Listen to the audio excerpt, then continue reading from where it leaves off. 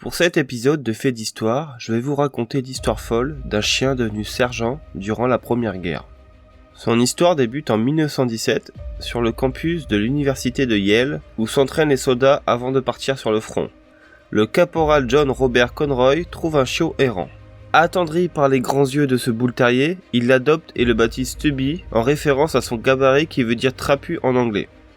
Inséparable de son nouveau compagnon, Conroy le ramène clandestinement au 102e régiment d'infanterie. Rapidement, l'animal devient la mascotte du régiment. Les soldats le dressent et lui apprennent à faire le salut militaire en posant sa patte au-dessus de son œil. Mais l'unité de Conroy est désignée pour rejoindre les tranchées du nord de la France. Ne voulant pas que Stubby soit abandonné une seconde fois, Conroy le cache dans ses bagages et l'embarque avec lui à bord de l'USS Minnesota. En février 1918, le 102e bataillon d'infanterie atteint les lignes de front sur le chemin des Dames. Très vite, Stubby s'habitue aux explosions et aux tirs constants, ainsi qu'à la vie dans les tranchées. Si la plupart des soldats sont ravis de son arrivée, leur commandant l'aime beaucoup moins.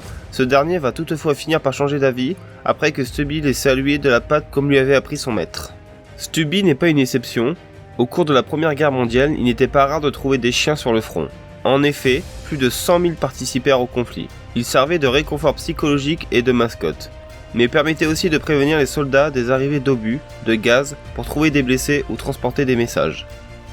Ainsi, Stubby, grâce à son expérience et son odorat, pouvait prévenir les attaques au gaz moutarde.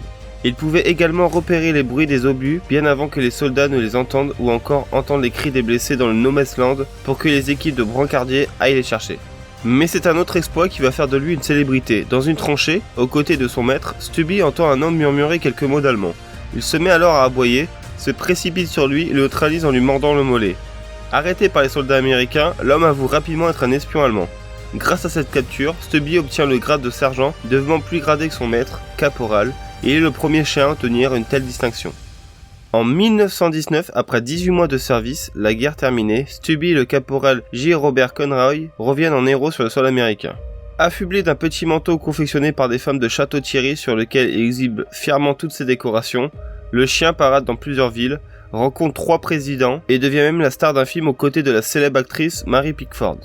Il s'éteindra finalement dans les bras de son maître en 1926, après une décennie de gloire bien méritée. Stubby devient membre à vie de l'American Legion, de la Croix d'honneur et du YMCA. En 1921, la Human Education Society lui décernera une médaille d'or pour son service, attribuée par le général John Pershing. C'était donc l'histoire du chien, devenu sergent durant la Première Guerre.